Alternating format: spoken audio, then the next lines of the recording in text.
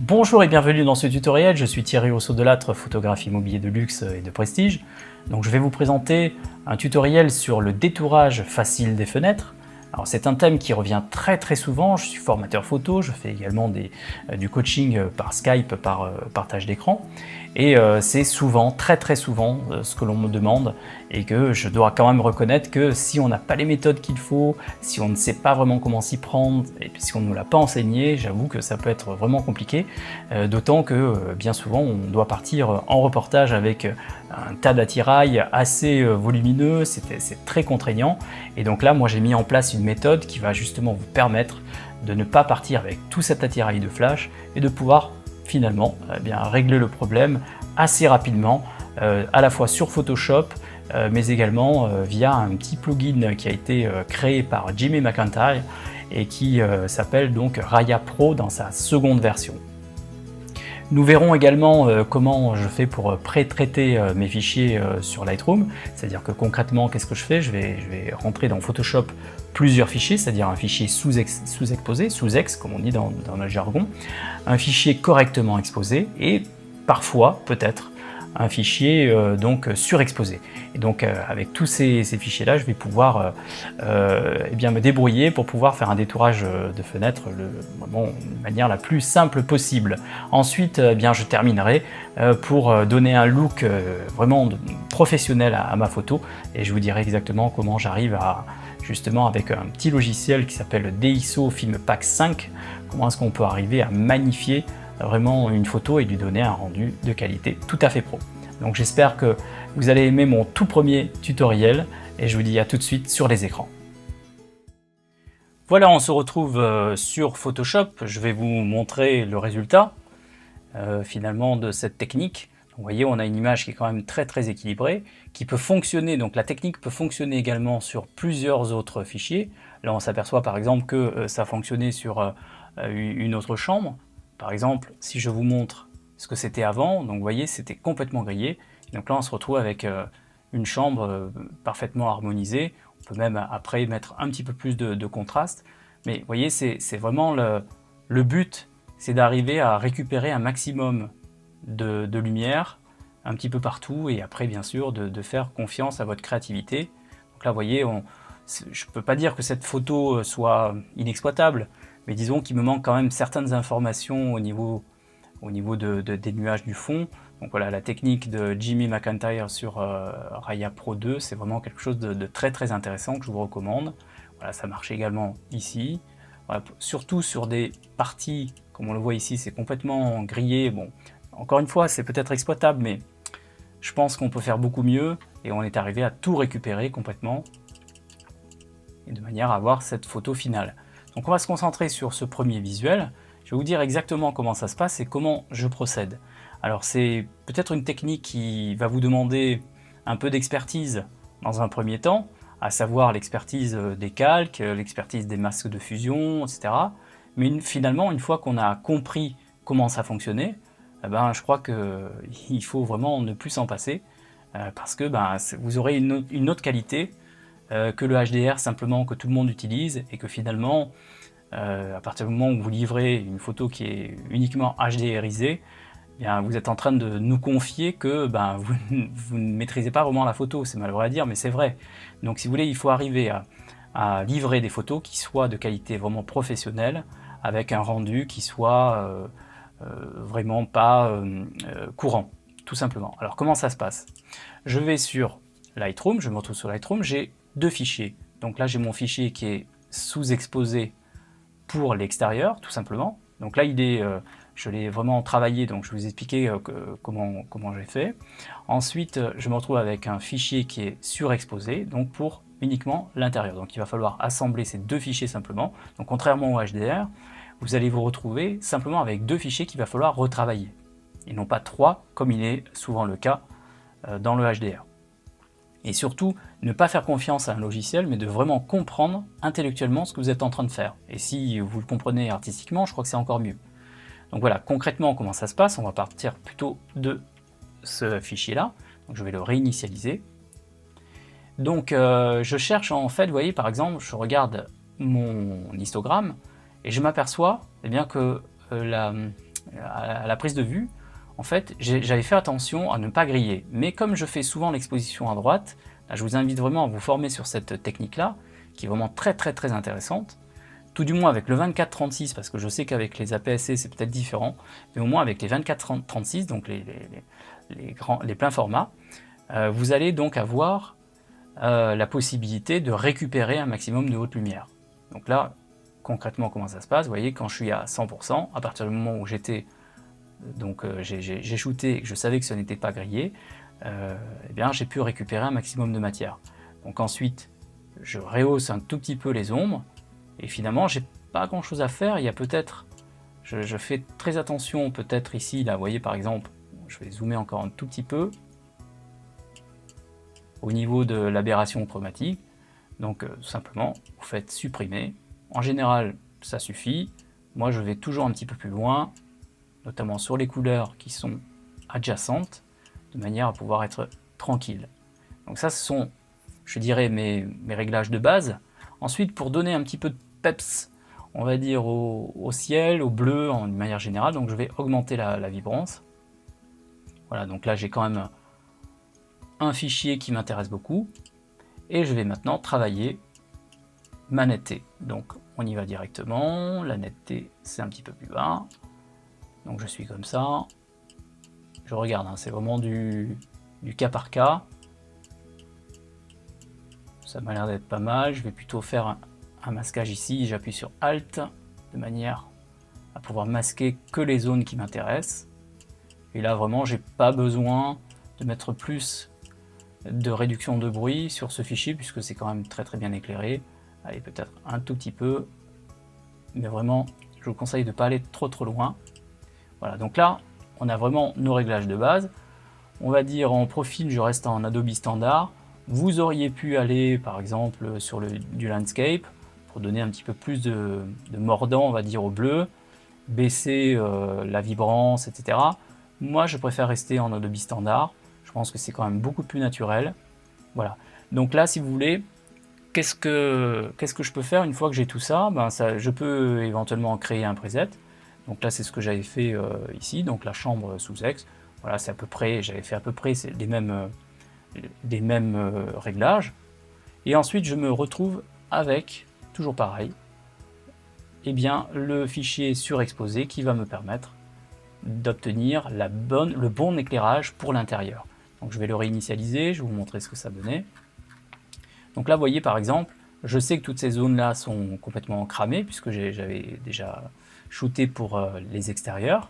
Et moi ce qui m'intéresse c'est d'avoir vraiment un rendu à ce niveau là. Donc j'ai toujours, et c'est là où vraiment je vous invite avec le plus grand enthousiasme en fait, à vous former sur l'exposition à droite, parce que vraiment ça va vous changer la vie, ça va simplement vous permettre de comprendre comment votre boîtier fonctionne. Donc à partir du moment où je suis à l'exposition à droite, je vais commencer à baisser un tout petit peu. Donc, vous voyez, là c'est vraiment les hautes lumières qui sont baissées. Je vais peut-être baisser un tout petit peu l'intérieur, remonter un peu pour déboucher un peu les ombres qui sont ici. Je vais vérifier quand même au niveau du bruit. Alors là par contre c'est pas la même histoire. Donc la netteté on va l'augmenter, le masquage également. Là par contre on peut y aller un petit peu plus généreusement. Et sur la réduction du bruit, donc là voilà, on a obtenu ce que nous désirions. Alors toujours pareil au niveau de l'aberration chromatique. Vous voyez, donc là ça suffit. Encore une fois, vous n'êtes pas obligé de faire ma technique, mais moi je me suis aperçu que on ne peut pas tout regarder quand on va aller vite. On peut même bouger les parties vertes et aller un petit peu plus loin. Voilà. Et donc là on se retrouve finalement avec une super image pour les intérieurs, et on va voir comment pour les extérieurs on va pouvoir mélanger tout ça. Alors j'avais préparé ici un preset qui était à mon avis optimisé, donc je vais l'utiliser. Vous voyez, j'ai remis un petit peu de vibrance, j'ai redonné un petit peu de peps à tout ça, mais finalement c'est à peu près la même chose, il n'y a pas grand chose qui a changé. Alors comment ça se passe ensuite? Eh bien je vais prendre ces deux fichiers, et plutôt que de faire modifier ouvrir pardon, en tant que calque dans Photoshop, comme j'aurai en fait à retoucher ces fichiers depuis Camera Raw, eh bien je vais faire ouvrir en tant qu'objet dynamique dans Photoshop. Ce qui malheureusement a la particularité eh bien, de nous séparer les fichiers. Donc j'ai juste une petite manip à faire, je perds un petit peu de temps à faire ça, mais finalement ce n'est pas très grave. Donc je vais carrément prendre eh bien, ce fichier là, et je vais le dupliquer de manière à ce qu'il puisse aller dans la partie la plus exposée. Donc c'est là où maintenant on va utiliser le logiciel Raya Pro dans sa deuxième version de Jimmy McIntyre. Alors excusez-moi mon anglais, mais vraiment je suis vraiment pas bon là-dedans, malheureusement. Mais en tous les cas, ce qui nous intéresse, c'est d'utiliser à bon escient son logiciel. Donc je vais pas vraiment vous expliquer, parce que je sais que Jimmy fait vraiment de super tutos là-dessus.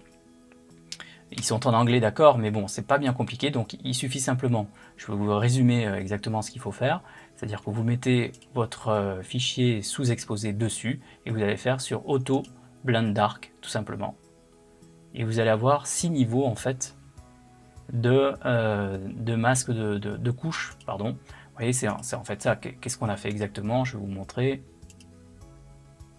C'est là toute la technique de Jimmy, c'est-à-dire que vous avez 3 couches, le rouge, le vert et le bleu, RVB, hein. Et donc plus ou moins à certaines et donc à certains endroits, eh bien, vous avez plus ou moins de noir, c'est-à-dire ce qui va être noir, donc foncé, va être caché, et ce qui va être blanc va être montré. Donc finalement, on pourrait faire exactement la même chose, sauf que Jimmy, lui, a travaillé une manière beaucoup plus subtile, en proposant 6 niveaux ici de couches, tout simplement. Donc, en fait, on se retrouve avec ce type de fichier-là, d'accord? Donc c'est vraiment pas... c'est pas tout à fait ce que je recherche. Donc là, on va passer en revue les 6 niveaux finalement que nous propose Jimmy. Donc là, moi, je vais me mettre vraiment au minimum. Et l'idée, donc, ensuite, je vais sélectionner, donc en lui disant, par exemple, ben, la première version me convient tout à fait. Et donc, voilà, on se retrouve avec ce type de fichier. On voit quand même que c'est pas tout à fait la même chose. Donc l'idée, c'est de revenir ici dans Camera Raw. Et on va commencer à redonner un petit peu de peps à tout ça, redonner de la lumière tout simplement, et à remonter un petit peu les ombres, les tons foncés. Alors c'est pas vraiment très important, mais tout simplement parce que qu'il y a des masques en fait, il y a le masque de fusion, et après je vais vous montrer exactement comment on va pouvoir circonscrire les zones qui nous intéressent. Donc j'appuie sur OK, et voilà, donc on a quasiment terminé. Vous voyez, donc on a volontairement une image un petit peu flat, un peu terne, mais c'est une bonne nouvelle parce que justement on va pouvoir retravailler tout ça. Donc l'idée c'est de revenir sur ce fichier là, de mettre par exemple une lumière tamisée, donc ça va lui redonner un petit peu de peps. Évidemment il y en a peut-être un petit peu trop, on peut choisir peut-être avec le filtre produit. Alors on va se concentrer uniquement sur cette partie là, d'accord? Donc là je pense que c'est vraiment pas mal. Et on va redupliquer la chose et on va se mettre en lumière tamisée. Voilà, donc là je pense que vraiment les extérieurs sont vraiment pas mal du tout. Je vais mettre ces deux calques dans un groupe, donc je fais CTRL G et je vais maintenant créer un masque de fusion en appuyant sur Alt de manière à pouvoir le séparer. Et maintenant je viens ici pour faire ma sélection uniquement des fenêtres. Alors très honnêtement, je pense que si on veut faire bien les choses, on se rapproche et puis on va petit à petit faire ça comme ça. Alors, très honnêtement, vous n'êtes pas obligé de faire toutes ces manipulations. C'est vrai que moi j'évolue dans le luxe, donc forcément j'aurai besoin d'une qualité irréprochable. D'accord? Donc ce que je vais faire, c'est que je vais augmenter un petit peu la vitesse du tuto et on va se retrouver à la fin de ce détourage.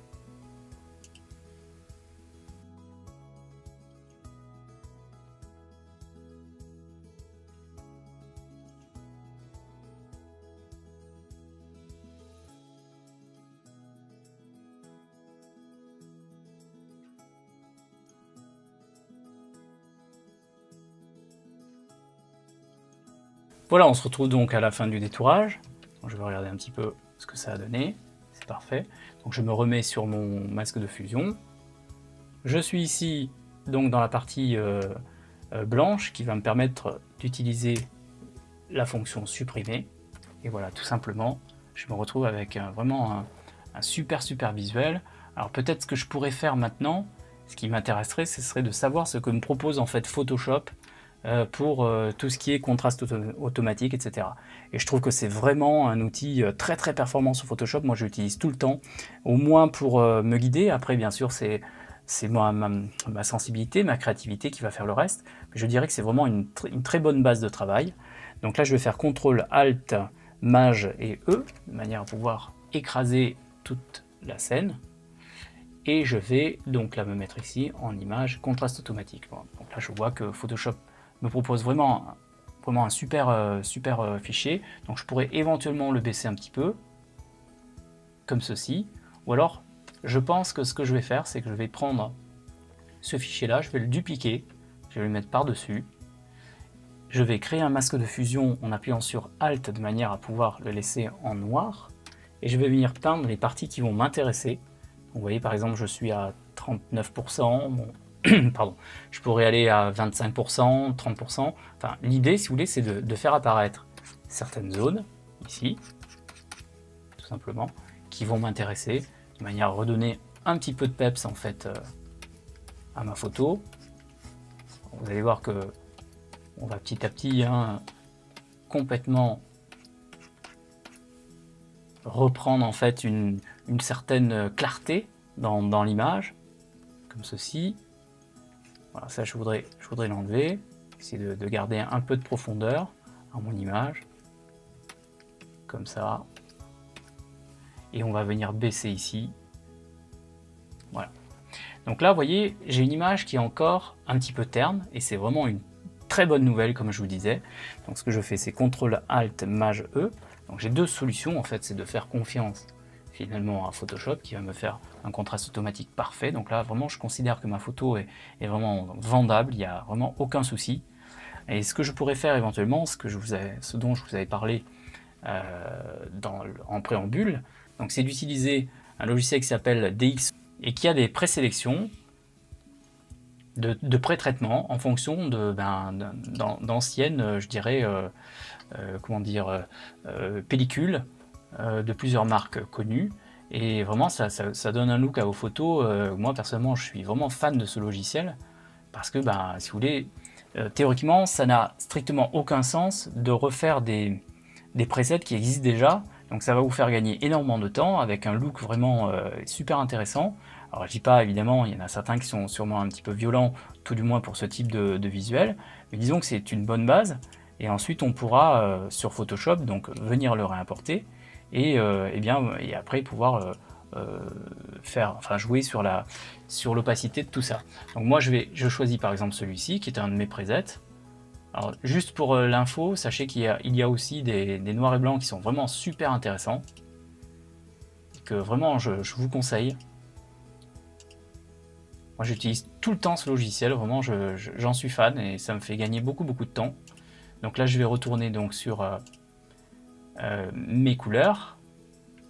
Donc je vais venir, peut-être c'est celui-ci, je me souviens plus exactement celui que j'avais utilisé, mais après le côté intéressant c'est de pouvoir utiliser toujours les mêmes presets, de manière à avoir une identité visuelle qui soit reconnaissable, et vous pouvez vendre comme une espèce de cohérence, on va dire, avec tout ce que vous avez fait jusqu'à présent. Donc je prends par exemple cette première sélection. Vous voyez, donc finalement qu'est-ce qu'a fait le logiciel? Il a rajouté un petit peu de lumière tamisée, je dirais, à l'ensemble. Donc on peut considérer par exemple que cette photo me convienne parfaitement. Si par exemple je veux redonner un petit coup de contraste par le contraste automatique, je pourrais, et je fais baisser un petit peu l'opacité globale. Voilà, tout simplement. Donc voilà comment faire. Ça peut marcher également sur d'autres photos. C'est exactement la même démarche à suivre. Et ensuite, vous allez vous éclater, je pense, à faire tous les visuels qui vous intéressent, avec simplement ces simples réglages.